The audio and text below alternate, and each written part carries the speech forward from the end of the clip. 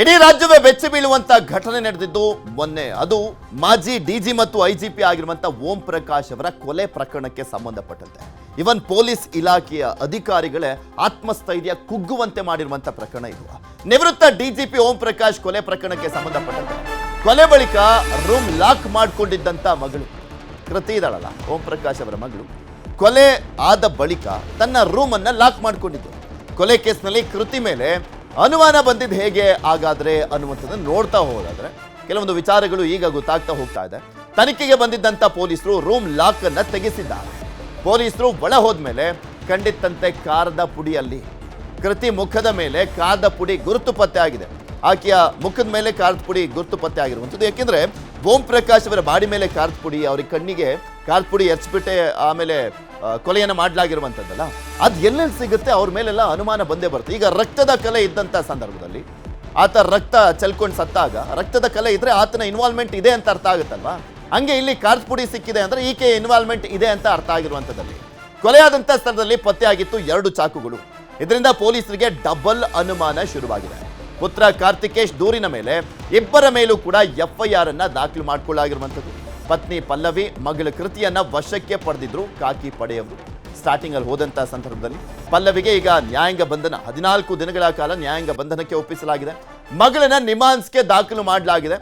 ಮಾನಸಿಕ ಸ್ಥೀಮಿತತೆ ಇಲ್ಲದ ಇರುವಂತ ಕಾರಣಕ್ಕೋಸ್ಕರ ಕೌಟುಂಬಿಕ ಕಲಹದಿಂದ ಓಂ ಪ್ರಕಾಶ್ ಕೊಲೆ ಆಗಿರುವಂತದ್ರ ಬಗ್ಗೆ ಮಾಹಿತಿಯನ್ನು ಕೊಡಲಾಗಿರುವಂಥದ್ದು. ಅದರ ಜೊತೆಗೆ ಪಲ್ಲವಿ ಅವರು, ಓಂ ಪ್ರಕಾಶ್ ಅವರ ಪತ್ನಿ, ಅವರೇ ಒಪ್ಕೊಂಡಿದ್ದಾರೆ ನಾವೇ ಕೊಲೆ ಮಾಡಿರುವಂಥದ್ದು ಅನ್ನುವಂಥ ನಿಟ್ಟಿನಲ್ಲಿ. ಸೊ ಹೀಗಾಗಿ ಏನೇನೆಲ್ಲ ಕಾರಣಗಳಿದ್ದಾವೆ ಅನ್ನುವಂಥದ್ರ ಬಗ್ಗೆ ಇನ್ನಷ್ಟು ಇನ್ ಡೀಟೇಲ್ ಆಗಿ ಮಾಹಿತಿಯನ್ನ ಪಡ್ಕೊಳ್ತಾ ಹೋಗ್ತಾ ಇದ್ದಾರೆ ಪೊಲೀಸರು.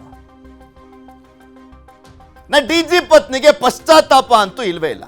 ಮಗಳಿಗೂ ಕೂಡ ಮರುಕ ಇಲ್ಲ ಈ ಕೊಲೆ ಆದ್ಮೇಲಾದ್ರೂ. ಅಯ್ಯೋ ನಾನು ಸಾಯಿಸ್ಬಿಟ್ನಲ್ಲ, ನನ್ನ ತಂದೆನ ಸಾಯಿಸ್ಬಿಟ್ನಲ್ಲ, ನನ್ನ ಗಂಡನ ಸಾಯಿಸ್ಬಿಟ್ನಲ್ಲ, ಯಾಕಿಂತ ಆತುರದ ನಿರ್ಧಾರವನ್ನ ಕೈಗೊಂಡ್ಬಿಟ್ರಿ ಅನ್ನುವಂಥ ಪಶ್ಚಾತ್ತಾಪ ಇದೆಯಾ?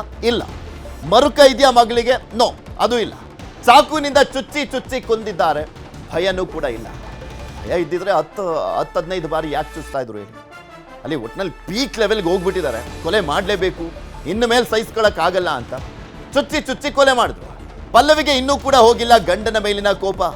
ಓಂ ಪ್ರಕಾಶ್ ಪತ್ನಿಗೆ ಗಂಡನ ಕೊಂದ ಭಯವಿಲ್ಲ, ಏನೂ ಆಗಿಲ್ಲ ಎಂಬಂತೆ ಇದ್ದಾರೆ ಪತ್ನಿ ಪಲ್ಲವಿ. ವಿಚಾರಣೆ ವೇಳೆ ಜೈಲಲ್ಲೂ ಪಲ್ಲವಿ ಆರಾಮಾಗಿದ್ದಾರೆ. ಕೊಂದಾಕ್ಬಿಟ್ಟಿದ್ದೀನಿ ನಾನು, ನನಗೇನು ಅದ್ರ ಬಗ್ಗೆ ಪಶ್ಚಾತ್ತಾಪ ಇಲ್ಲ, ನನಗೇನು ಅದ್ರ ಬಗ್ಗೆ ಪಾಪ ಪ್ರಜ್ಞೆ ಏನು ಕಾಡ್ತಾ ಇಲ್ಲ ಅನ್ನುವ ರೀತಿಯಲ್ಲಿದ್ದಾರೆ. ನಗುತ್ತಲೇ ಇದ್ದಾರೆ ಓಂ ಪ್ರಕಾಶ್ ಮಗಳು ಕೃತಿ. ಸ್ನೇಹಿತರ ಜೊತೆ ನಗ್ತಲೇ ಮಾತನಾಡ್ತಾ ಇದ್ದಾರೆ ಕೃತಿ. ನನ್ನ ಅಪ್ಪನಿಂದಲೇ ಹಿಂಸೆ ಆಗ್ತಾ ಇತ್ತು ಅಂತ ಹೇಳ್ತಾ ಇದ್ದಾರೆ ಕೃತಿ. ಇಲ್ಲಿ ಸ್ಟೇಟ್ಮೆಂಟ್ಗಳನ್ನ ಅಬ್ಸರ್ವ್ ಮಾಡ್ತಾ ಹೋಗೋದಾದ್ರೆ ಮಗಳು ಮತ್ತೆ ಅಮ್ಮ ಒಂದು ಟೀಮ್ ಇದ್ದಂತೆ ಕಾಣಿಸ್ತಾ ಇದೆ, ಮತ್ತೆ ಓಂ ಪ್ರಕಾಶ್ ಮತ್ತೆ ಅವರ ಮಗ ಕಾರ್ತಿಕೇಶ್ ಒಂದು ಟೀಮ್ ಇದ್ದಂತೆ ಕಾಣಿಸ್ತಾ ಇದೆ. ಎಲ್ಲೋ ಒಂದ್ ಕಡೆ ಅವರ 4 ಮಧ್ಯನೂ ಕೂಡ ಒಂದು 2 ಟೀಮ್ ರೀತಿಯಲ್ಲಿ ಆದಂತೆ ಕಾಣಿಸ್ತಾ ಇದೆ. ಯಾಕಂದ್ರೆ ಸ್ಟೇಟ್ಮೆಂಟ್ಗಳನ್ನ ಗಮನಿಸ್ತಾ ಇದ್ರೆ ಮಗನ ಮೇಲೂ ಕೂಡ ಆರೋಪವನ್ನ ಮಾಡಿದ್ರು ಪತ್ನಿ ಪಲ್ಲವಿ ಅವರು ವಾಟ್ಸಪ್ ಗ್ರೂಪ್ಗಳಲ್ಲಿ ಮೆಸೇಜ್ ಅನ್ನ ಹಾಕ್ತಾ ಇದ್ರಲ್ಲ, ಮಗನ ಮೇಲೂ ಕೂಡ ಆರೋಪವನ್ನ ಮಾಡಿದ್ದಾರೆ. ಅದರಲ್ಲಿ ಗೊತ್ತಾಗುತ್ತೆ ಅಮ್ಮ ಮಗನ ಸಂಬಂಧ ಅಷ್ಟಕ್ಕಷ್ಟೇ, ಅಪ್ಪ ಮಗಳ ಸಂಬಂಧನೂ ಕೂಡ ಅಷ್ಟಕ್ಕಷ್ಟೇ. ಇಲ್ಲಿ ಅಪ್ಪ ಮಗ ಒಂದು ಟೀಮ್ ಆಗಿದ್ರು, ಅಮ್ಮ ಮಗಳು ಒಂದು ಟೀಮ್ ಆಗಿದ್ರ ಅನ್ನುವಂಥ ಅನುಮಾನಗಳು ಆ ಮೆಸೇಜ್ಗಳನ್ನ ಗಮನಿಸಿದಂಥ ಸಂದರ್ಭದಲ್ಲಿ ಮೂಡ್ತಾ ಇರುವಂಥದ್ದು. ಇದ್ರ ಬಗ್ಗೆ ಮತ್ತಷ್ಟು ಮಾಹಿತಿಯನ್ನ ಕೊಡ್ತಾ ಹೋಗ್ತಾರೆ ನಮ್ಮ ಪ್ರತಿನಿಧಿ ಮುನಿರಾಜು. ನಮ್ಮ ಜೊತೆ ನೇರ ಸಂಪರ್ಕದಲ್ಲೇ ಇದ್ದಾರೆ. ಮುನಿರಾಜು, ಕೆಲವೊಂದು ಡೌಟ್ಸ್ಗಳು ಕಾಡ್ತಾ ಇರುವಂಥದ್ದು ಅಂದ್ರೆ ಆ ಮೆಸೇಜ್ಗಳನ್ನ ಗಮನಿಸುವಂತ ಸಂದರ್ಭದಲ್ಲಿ ಪತ್ನಿ ಪಲ್ಲವಿ ಅವರು ತನ್ನ ಮಗನ ಮೇಲೂ ಕೂಡ ಆರೋಪವನ್ನ ಮಾಡ್ತಾ ಇದ್ರು.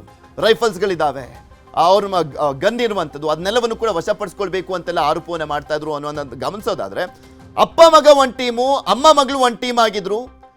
ಇವರ 4 ಮಧ್ಯನೂ ಕೂಡ ಎಲ್ಲವೂ ಸರಿ ಇರಲಿಲ್ಲ ಅನ್ನುವಂಥದ್ದು ಸ್ಪಷ್ಟವಾಗ್ತಾ ಇದೆ. ಮತ್ತೊಂದ್ ಕಡೆ ಅರೆಸ್ಟ್ ಆದ ಬಳಿಕನೂ ಕೂಡ ಇನ್ನೂ ಪಾಪ ಪ್ರಜ್ಞೆ ಕಾಡ್ತಾ ಇಲ್ಲ, ಪಶ್ಚಾತ್ತಾಪ ಇಲ್ಲ. ಇನ್ನೂ ಕೂಡ ಮಗಳು ಕೂಡ ಅಷ್ಟೇ ನಗ್ನಕ್ಕಂಡು ಓಡಾಡ್ತಾ ಇದ್ದಾಳೆ, ಎಲ್ಲದಕ್ಕೂ ಸ್ಪಂದಿಸ್ತಾ ಇದ್ದಾಳೆ. ಅಂದ್ರೆ ಇವರು ಕಂಪ್ಲೀಟ್ ಆಗಿ ಮಾನಸಿಕ ಅಸ್ವಸ್ಥತೆಯಿಂದನೇ ಕೂಡಿದ್ದಾರೆ ಅನ್ನುವಂಥದ್ದು ಕಾಣಿಸ್ತಾ ಇದೆ ಮೇಲ್ನೋಟಕ್ಕೆ.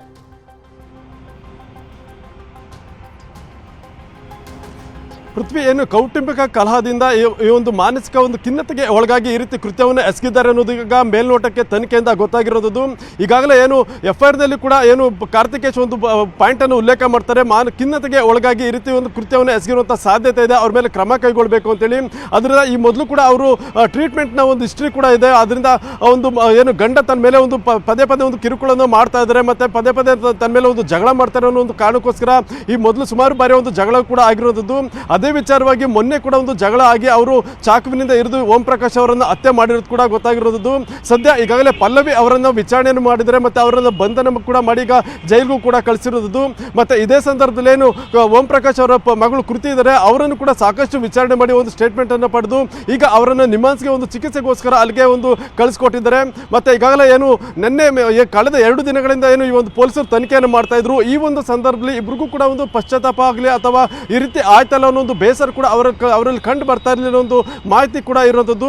ಯಾಕಂದರೆ ನಿನ್ನೆ ಅವರ ಓಂ ಪ್ರಕಾಶ್ ಅವರ ಒಂದು ಅಂತ್ಯ ಸಂಸ್ಕಾರ ಆಯಿತು. ಈ ಒಂದು ಸಂದರ್ಭದಲ್ಲಿ ತಮ್ಮ ಪತಿ ಒಂದು ಸಾವನ್ನಪ್ಪಿದರೆ ಅವರ ಒಂದು ಅಂತ್ಯ ಸಂಸ್ಕಾರ ಆಗ್ತಾ ಇದೆ, ಅವರನ್ನು ನೋಡಬೇಕು ಅನ್ನೋ ಒಂದು ಮನಸ್ತಾಪ ಆಗಲಿ ಅಥವಾ ಒಂದು ಪಶ್ಚಾತ್ತಾಪ ಆಗಲಿ ಅವರಲ್ಲಿ ಕಂಡು ಬಂದಿರಲಿಲ್ಲ. ಬದಲಿಗೆ ಅವರು ಹೊರಗಡೆ ಹೋಗುವಂಥ ಸಂದರ್ಭದಲ್ಲಿ ಮಾಧ್ಯಮಗಳ ಮುಂದೆ ಒಂದು ಮಾತನ್ನು ಹೇಳಿರ್ತಾರೆ, ಡೊಮೆಸ್ಟಿಕ್ ವೈಲೆನ್ಸ್ ಅಂತ ಹೇಳಿ ಒಂದು ಉಲ್ಲೇಖವನ್ನು ಕೂಡ ಮಾಡಿದ್ರು.